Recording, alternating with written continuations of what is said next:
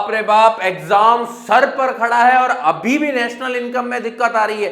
फॉर्मूले कैसे लगाने हैं, क्या लगाना है, कहां लगाना है, समझ ही नहीं आ रहा है। फॉर्मूले याद नहीं हो रहे हैं, दिक्कत आ रही है, क्वेश्चन करना नहीं आ रहे हैं। तो डोंट वेरी, एसडी सर आपको हर एक चीज का सॉल्यूशन आज बताने वाले हैं। नेशनल इनकम के 10 नंबर पक्के कराऊंगा, थ्योरी में भी और प्रैक्टिकल में भी। एंड में आपको थ्योरेटिकल क्वेश्चंस बताएं। जो बच्चों के कमेंट आ रहे थे कि सर नेशनल इनकम से थ्योरी बनने के चांसेस क्या हैं, तो वो मैंने वीडियो के एंड में बता दिए हैं। शुरू करते हैं। नेशनल इनकम के इंपॉर्टेंट सारे फॉर्मूले अच्छे से रिवाइज कराऊंगा, ट्रिक से याद कराऊंगा, ताकि आप भूलो ना बच्चों। अब क्वेश्चन करने का टाइम जा चुका है, अब सिर्फ और सिर्फ फॉर्मूलों को ध्यान से मतलब आपको मजबूत करना है। आपको जितना हो सकता है फॉर्मूले मजबूत करना, क्योंकि प्रेशर में वहां पर फॉर्मूलों में ही गलती होती है। तो शुरू करते हैं बच्चों नेशनल इनकम का क्विक रिवीजन। सबसे पहले हम लोग क्या करेंगे बच्चों, नेशनल इनकम के अंदर आपको सबसे इंपॉर्टेंट रूल्स मैं आपको पढ़ाने वाला हूं। सबसे इंपॉर्टेंट रूल्स, जो गोल्डन रूल्स, जिसके बिना नेशनल इनकम बिल्कुल अधूरा है। बट शुरू करने से पहले आपको बहुत इंपॉर्टेंट चीज बता देता हूं। कई बच्चों को ये नहीं पता होता है कि डोमेस्टिक इनकम किसको बोलते हैं, नेशनल इनकम किसको बोलते हैं। तो जहां पर एनएनपीएफसी आ जाए वो नेशनल इनकम है, एनडीपीएफसी का मतलब है डोमेस्टिक इनकम। यानी अगर आपको डोमेस्टिक इनकम किसी भी क्वेश्चन में निकालनी है तो आपको एनडीपीएफसी निकालना पड़ेगा, और किसी भी क्वेश्चन में आपको नेशनल इनकम निकालनी है तो एनएनपीएफसी। ये बहुत बड़ा रोल प्ले करता है बच्चों, क्योंकि एक जगह से दूसरी जगह पर आने में आपको जो चीजें गोल्डन रूल्स चाहिए वो तो याद होता है, लेकिन ये याद नहीं होता है कि नेशनल इनकम कैसे निकलेगी या डोमेस्टिक इनकम कैसे निकलेगी। अब देखो, तीन रूल के बिना नेशनल इनकम पूरा अधूरा है। ये तीनों गोल्डन रूल आपको पता होने चाहिए। ग्रॉस से नेट पे जा रहे हो माइनस डेप, नेट से ग्रॉस पर आ रहे हो प्लस डेप।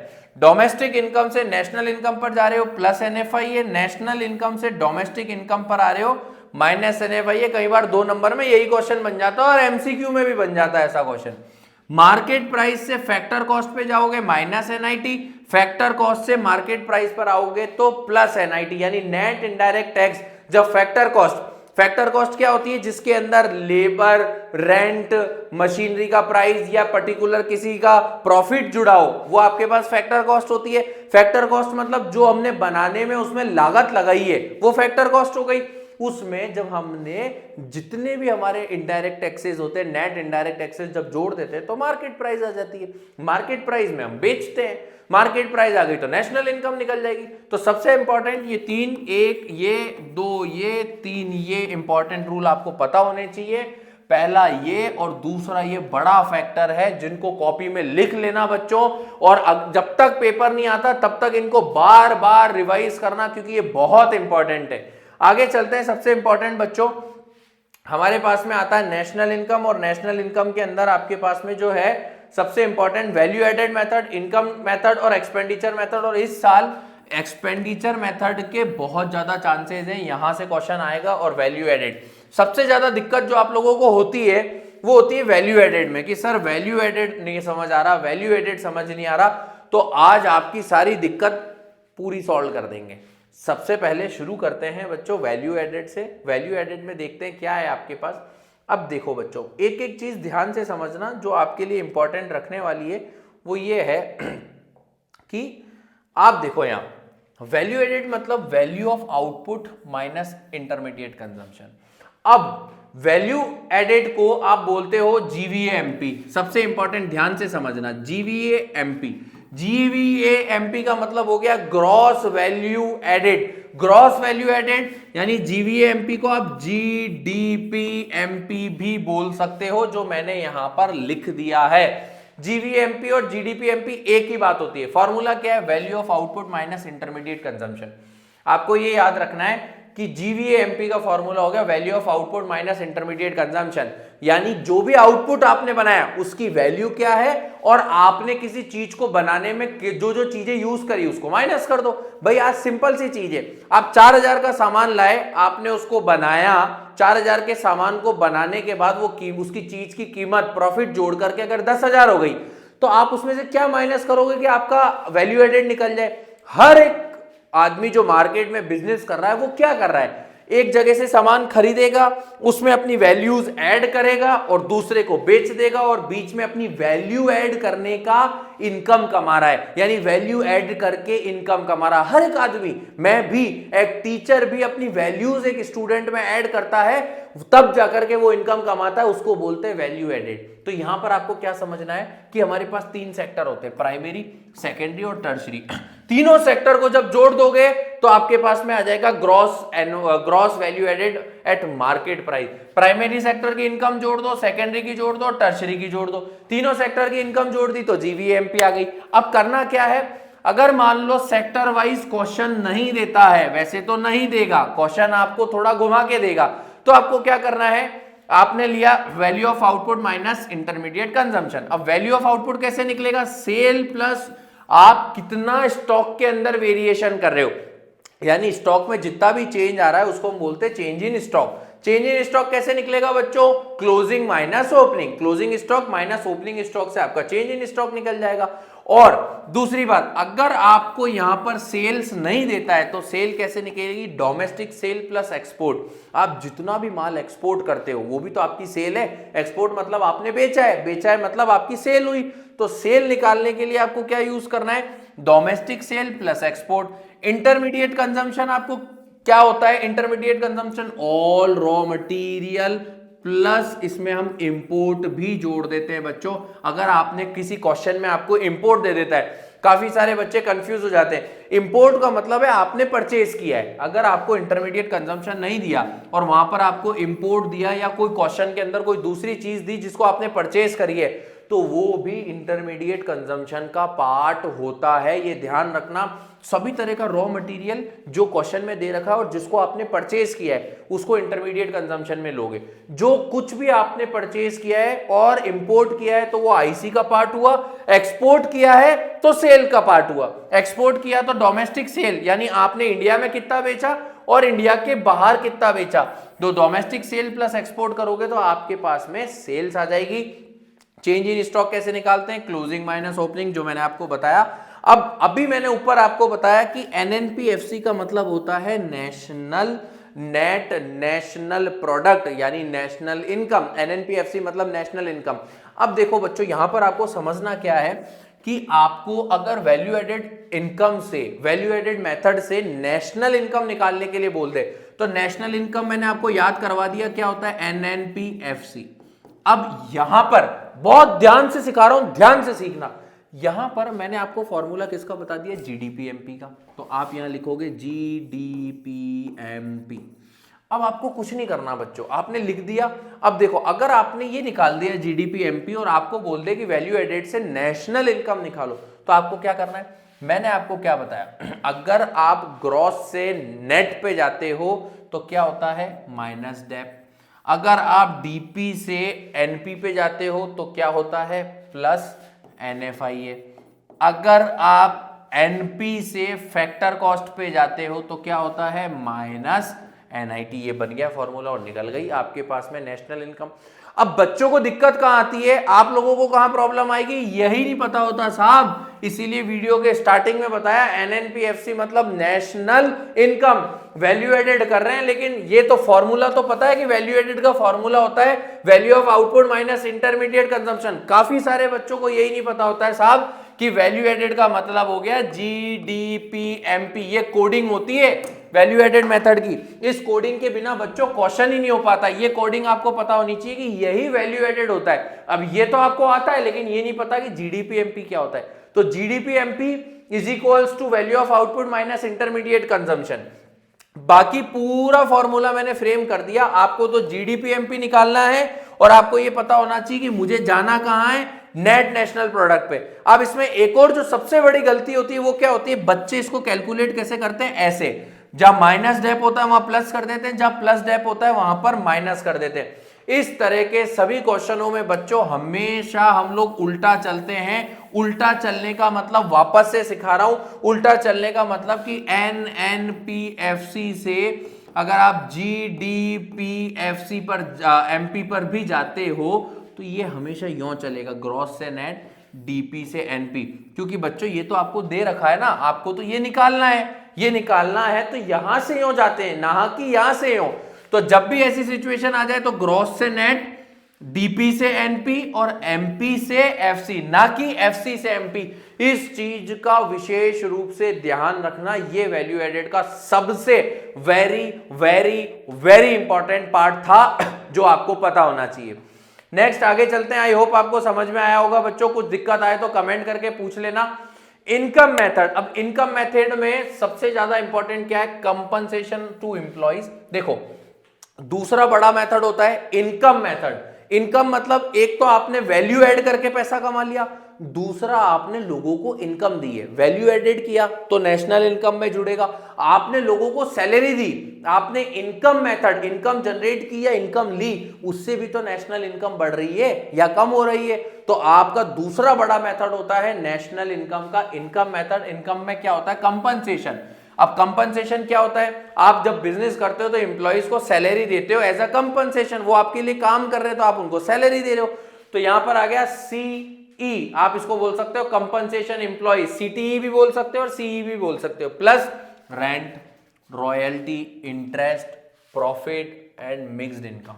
ये सारा पार्ट इनकम का है, आपको दिख रहा है यहां पर। इनकम मेथड मतलब इनकम, इनकम में पहली बड़ी एम्प्लॉय कंपनसेशन टू एम्प्लॉइज, दूसरी रेंट, तीसरी रॉयल्टी, चौथा इंटरेस्ट, पांचवा प्रॉफिट और छठा हो गया आपके पास में मिक्स्ड इनकम। इन जब सारी चीजों को आप जोड़ देते हो तो आपके पास में निकलता है बच्चों एनडीपीएफसी। यहां पर ये बात बहुत इंपॉर्टेंट है कि आप इससे क्या निकालते हो, एनडीपीएफसी।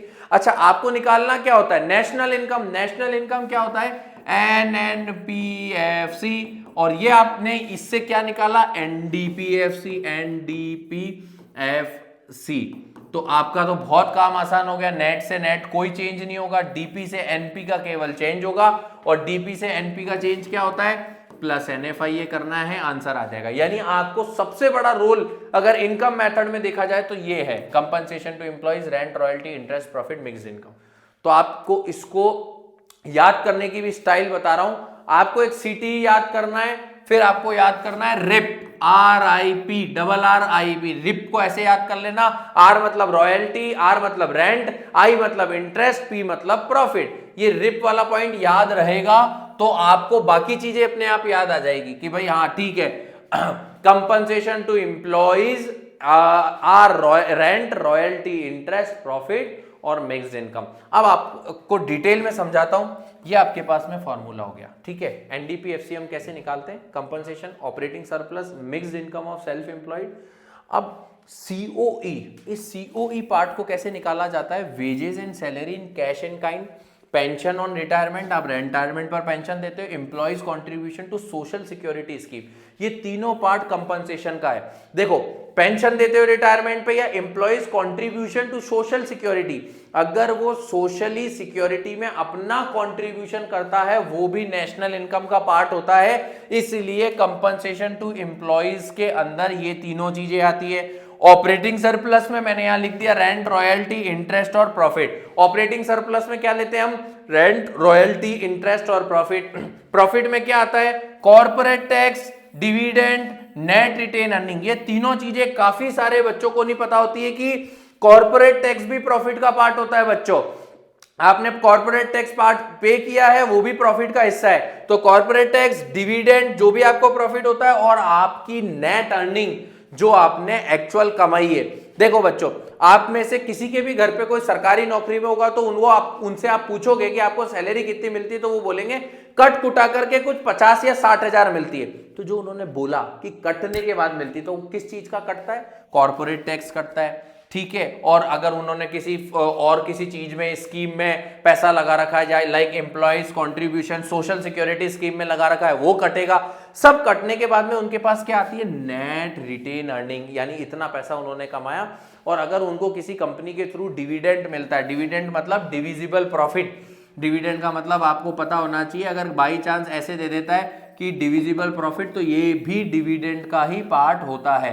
तो अगर ये मिलता है तो ये भी उसकी इनकम हुई। इससे आप क्या निकाल लोगे, आपके पास में आ जाएगा एनडीपीएफसी, और एनडीपीएफसी का मतलब क्या हो गया, एनडीपीएफसी से आपको जाना किस पे, एनएनपीएफसी पे, प्लस एनएफआईए करोगे और नेशनल इनकम निकल जाएगी।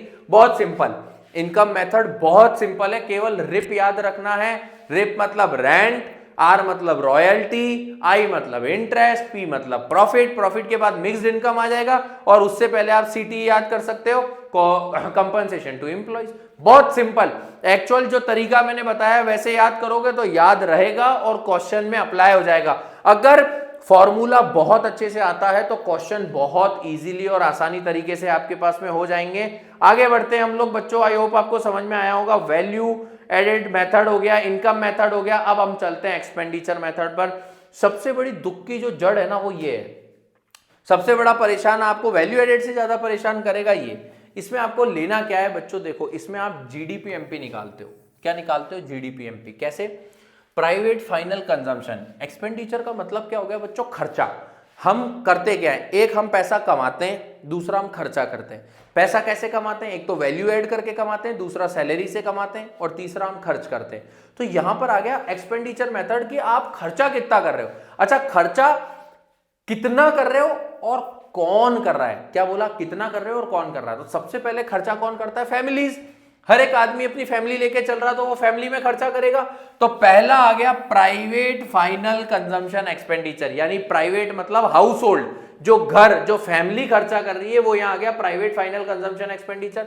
दूसरा आ गया गवर्नमेंट फाइनल कंजम्पशन, पहला फैमिली कर रही है, दूसरा गवर्नमेंट कर रही है। तीसरी चीज आ गई gross domestic capital formation, GDCF, gross domestic capital, इसको अभी नीचे समझाऊंगा, plus net export. Net export आप जो करते हो, जो भी माल आप बाहर बेचते हो तो वहां भी आपका खर्चा होता है, आपका एक्सपेंसेस होता है, वो सारी चीजें आपके पास में आती है। ये एक ये वाली चीज हो गई, दूसरी गवर्नमेंट का खर्चा हो गया, तीसरा ग्रॉस डोमेस्टिक कैपिटल फॉर्मेशन, चौथा नेट एक्सपोर्ट। चारों खर्चे जुड़ते हैं भाई साहब, चारों जुड़ते हैं तो जीडीपी एमपी आता है। और फिर आपको बार बार सिखाने की जरूरत नहीं है कि एनएनपीएफसी से आपको जाना किस पे है, पहले वाले पार्ट में जो किया था जीडीपी एमपी पर, वही पार्ट यहां पर आपको करना है। अब इसमें प्राइवेट फाइनल कंजम्पशन एक्सपेंडिचर आपको क्वेश्चन देख के समझना पड़ेगा बच्चों कि भाई एक फैमिली ने अगर कहीं खर्चा किया है तो वो इसका पार्ट है, इसके पार्ट में डिवाइड करके बनाता तो बहुत सारी चीजें हो सकती है। आपको वहां समझ आना चाहिए, गवर्नमेंट ने कहीं खर्चा किया है, कोई फ्लड आ गया, कुछ आ गया, गवर्नमेंट ने वहां पे खर्चा किया तो वो पार्ट किसका हुआ, गवर्नमेंट फाइनल कंजम्पशन एक्सपेंडिचर। किसी फैमिली ने खर्चा किया तो वो पार्ट क्या हो गया, हाउस होल्ड का, और किसमें आ गया, प्राइवेट फाइनल कंजम्पशन में, प्लस नेट एक्सपोर्ट और ग्रॉस डोमेस्टिक। अब आपको जहां दिक्कत आएगी वो क्या आएगी, इस पार्ट में, यहां पर। अब इस पार्ट में सबसे बड़ा सवाल बच्चों का जो मेरे पास होता है, सर ये वाला पार्ट बड़ा कंफ्यूजिंग होता है। अब देखो इसमें कहां क्वेश्चन उलझाता है, अगर क्वेश्चन ने दे दिया gross domestic fixed capital formation, तो आपको ये दे देगा और चेंज इन स्टॉक दे देगा, इन दोनों को जोड़ोगे तो ये आएगा कैपिटल फॉर्मेशन। बड़ा डिफरेंस होता है बच्चों, यहां पर अगर बीच में फिक्स्ड लग गया तो ये जो ग्रॉस डोमेस्टिक कैपिटल फॉर्मेशन है वो ये वाला नहीं होता, वो अलग हो जाता है। फिक्स लग गया तो फिक्स में से आप चेंज इन स्टॉक को जब प्लस करोगे तो आपके पास ये वाला आ जाएगा। दूसरा, अगर आपको नेट डोमेस्टिक कैपिटल फॉर्मेशन दिया हुआ हो तो उसमें जब आप डेप्रीसिएशन ऐड करोगे, अब बहुत बड़ा सवाल बच्चों का, सर इस डेप्रीसिएशन में और इस डेप्रीसिएशन में बड़ा कंफ्यूजन होता है। मैं आपको एक बहुत इंपॉर्टेंट बात बता देता हूं बच्चों, पेपर में ये कंफ्यूजन वाला क्वेश्चन इस तरह से नहीं आएगा। अगर डेप इसका हुआ तो वो डेप इसी का रहेगा और वहां दिया हुआ होगा क्लियरली डेप्रीसिएशन, और वो depreciation net domestic capital formation का होगा, ऐसा आपको क्वेश्चन पढ़ने से हिंट मिल जाएगा। उस क्वेश्चन में फिर आपको ये नहीं बोलेगा कि आपको नेशनल इनकम निकालना है, या कुछ ना कुछ हिंट आपको क्वेश्चन में देगा। ये वाला डेप हो सकता है, ये वाले डेप की जगह तो वो डेप लिख दे और इधर लिख दे फिक्स्ड कैपिटल फॉर्मेशन, मतलब कुछ ना कुछ हिंट आपको क्वेश्चन देगा, घबराने की जरूरत नहीं है। इन दो में बड़ा कंफ्यूजन रहता है तो आपको ऐसे टेंशन लेने की जरूरत नहीं है। क्वेश्चन के अंदर उसके फ्रेम में अगर दे भी देता है तो आपको वो डेप्रीसिएशन यहां भी लेना है और यहां भी लेना है। इस चीज को आप क्लियर लेकर के चलना। अगर आपको डेप्रीसिएशन क्लियरली नहीं बोलता है कि वो डेप्रीसिएशन इसका है, वैसे 99.9% मैं आपको बोल रहा हूं यहां तक बात नहीं आएगी। अगर डेप्रीसिएशन दिया हुआ तो आपको फिर यहां पर डायरेक्ट ये देगा gross domestic fix capital formation plus change in stock, तो वो डेप्रीशिएशन इसका है ही नहीं, और अगर इसका हुआ तो यहां नहीं आएगा। इसका अगर हुआ तो यहां पर आप डेप्रीशिएशन नहीं लोगे, यहां पर फिर NFIA और NIT ही लोगे, क्योंकि वो डेप्रीशिएशन यहां आ चुका है। बट मैं आपको क्या कह रहा हूं कि डेप्रीशिएशन वाला पार्ट नहीं आएगा, ये वाला पार्ट आएगा और डेप्रीशिएशन यहीं पर आएगा। तो इस चीज को आप क्लियर लेकर के चलना। ग्रॉस डोमेस्टिक कैपिटल फॉर्मेशन में हमें क्या ध्यान रखना है, gross domestic fix capital formation दिया हुआ है तो उसमें चेंज इन स्टॉक जोड़ दो, नेट डोमेस्टिक कैपिटल फॉर्मेशन दिया हुआ तो उसमें डेप्रीशिएशन जोड़ दो, net domestic fix capital formation depreciation भी दिया हुआ है, चेंज इन स्टॉक भी दिया हुआ है, तो तीनों को जोड़ दो, तीनों को जोड़ोगे तो फिर से आपके पास में ग्रॉस डोमेस्टिक फिक्स कैपिटल आ जाएगा, यानी आपके पास में जो निकालना है आपको GDCF ये आ जाएगा। ये आपके पास में बहुत बड़ा इंपॉर्टेंट रोल प्ले करता है बच्चों, ग्रॉस डोमेस्टिक कैपिटल फॉर्मेशन, तो इसका विशेष रूप से ध्यान रखना, क्योंकि अभी क्वेश्चंस का नहीं फॉर्मूले का टाइम है, फॉर्मूले अच्छे से रिवाइज होने चाहिए, ये रिवाइज कर लिए तो सारा काम हो जाएगा, सारे क्वेश्चन हो जाएंगे, तो ये का रिवीजन आपका होना चाहिए। तो ये आपके पास में हुआ बच्चों इनकम मेथड, जिससे एक्सपेंडिचर मेथड, जिससे आपके पास में बहुत इंपॉर्टेंट क्वेश्चन यहां पर आ सकता है एग्जाम के अंदर। आगे चलते हैं हम, सबसे इंपॉर्टेंट चीज बेटा रियल जीडीपी और नॉमिनल जीडीपी। रियल जीडीपी और नॉमिनल जीडीपी में क्या आता है, real GDP is the standard measured by value added created through a production of goods and services in a country. Nominal GDP is the value of final goods and services at current market price. Nominal मतलब क्या हो गया, current market price पर अभी जो भी goods हमने बनाए हैं, final goods and services current market price पर क्या है, और ये measure value added created through the production of goods in the country during a certain period. Real GDP particular किसी पीरियड तक काम आती है। अगर हम नॉमिनल जीडीपी की बच्चों बात करें तो ये मार्केट प्राइस पर कि पर्टिकुलर प्रोडक्ट की मार्केट में प्राइस क्या चल रही है उसके हिसाब से लगता है नॉमिनल। रियल जीडीपी की 10 साल पहले किसी चीज की किसी की प्राइस वो थी, तो 10 साल पहले, जैसे अगर हम दाल की बात करें तो दाल की प्राइस 10 साल पहले क्या थी, आज क्या है, और आने वाले 10 साल बाद में क्या होगी, तो वो तो हो गई आपकी सर्टेन पीरियड पर रियल जीडीपी। नॉमिनल जीडीपी कल ये थी, आज ये है, और कल मार्केट प्राइस पर डिपेंड करेगा कि उसकी प्राइस क्या होगी, वो हम बोलते हैं। यहां पर एक बड़ा क्वेश्चन आ जाता है बच्चों जीडीपी डिफ्लेटर का, nominal GDP upon real GDP into 100। ये फॉर्मूला काफी सारे बच्चे करना भूल जाते हैं, इसको अच्छे से करना है। रियल जीडीपी का फॉर्मूला होता है GDP at current prices upon current price index into 100, nominal GDP upon price index into 100। ये दोनों फॉर्मूले इंपॉर्टेंट हैं और रियल जीडीपी के फॉर्मूले हैं, ये दोनों आपको करने हैं। इस पे मुझे ऐसा लगता है 100% इस साल क्वेश्चन आने के चांसेस है। जीडीपी डिफ्लेटर ये बहुत इंपॉर्टेंट पार्ट है और बहुत ज्यादा ये पूछा जाता है जीडीपी डिफ्लेटर, तो ये आपको बच्चों करना ही करना है। इसके बाद आगे चलते हैं इंपॉर्टेंट थ्योरेटिकल क्वेश्चन। काफी सारे बच्चों के कमेंट आ रहे थे सर थ्योरी बताओ। नेशनल इनकम से ना के बराबर थ्योरी बनती है, 2 MCQ बन सकते हैं और 1 या 2 क्वेश्चन आपके पास में थ्योरेटिकल आ सकते हैं, वो भी जो मैं बता रहा हूं वही आएगा, इसके बाहर कुछ नहीं आएगा। पहला आपके पास difference between macro and micro economics आ सकता है, ये बहुत इंपॉर्टेंट क्वेश्चन है और हर साल आता भी है आपके पास में, कई बार रिपीट हुआ है। सर्कुलर फ्लो ऑफ इनकम, इसके अंदर 2 सेक्टर करना है बच्चों, 3 सेक्टर नहीं करना, 1 सेक्टर नहीं करना, 2 सेक्टर इकोनॉमी वाला पार्ट करना है, वो इंपॉर्टेंट होता है। तीसरा question difference between final goods and intermediate goods. चौथा real flow and money flow, ये आपको क्वेश्चन पढ़ना है। And the most important part अगर थ्योरी बनती है तो ये 2 पार्ट बहुत इंपॉर्टेंट होते हैं 100%। VVI very very important question है ये वाला बच्चों, वेरी वेरी इंपॉर्टेंट। लीकेजेस और इंजेक्शंस आपको पता होने चाहिए। Last but not the least difference between factor income and transfer income. ये कुछ पॉसिबल क्वेश्चंस हैं जो कि आपके पास में थ्योरी बेस पर नेशनल इनकम के थ्रू आ सकते हैं, इसके अलावा कुछ नहीं आएगा। जितना बताया है ज्यादा से ज्यादा क्वेश्चन करो, क्योंकि अभी क्वेश्चन करने का समय नहीं है, एग्जाम बिल्कुल सर पर है तो मैं क्वेश्चन नहीं करा सकता, इसलिए मैंने आपको सारे फॉर्मूले रिवाइज करा दिए। आपको पर्टिकुलर किसी क्वेश्चन में आए दिक्कत तो आप कमेंट करके मुझसे पूछ सकते हैं। फॉर्मूले पक्के करो, मजबूत करो, क्योंकि बहुत बड़ा चैप्टर है बच्चों 10 नंबर का और फॉर्मूले बहुत आसान है। नेशनल इनकम बहुत सिंपल क्वेश्चन आते हैं नेशनल इनकम से, इतना कोई टिपिकल नहीं आता कि आपको दिक्कत आए। आई होप आपको सारे फॉर्मूले समझ आए होंगे, थ्योरी भी मैंने आपको बता दी, अच्छे से करना है। कोई दिक्कत आए कमेंट करके पूछना है, किसी भी प्रॉब्लम के लिए एचडी सर आपके साथ खड़े हैं। So all the very best to the exams, अच्छे से करिएगा और कोई भी प्रॉब्लम आए तो कमेंट करके जरूर पूछिएगा।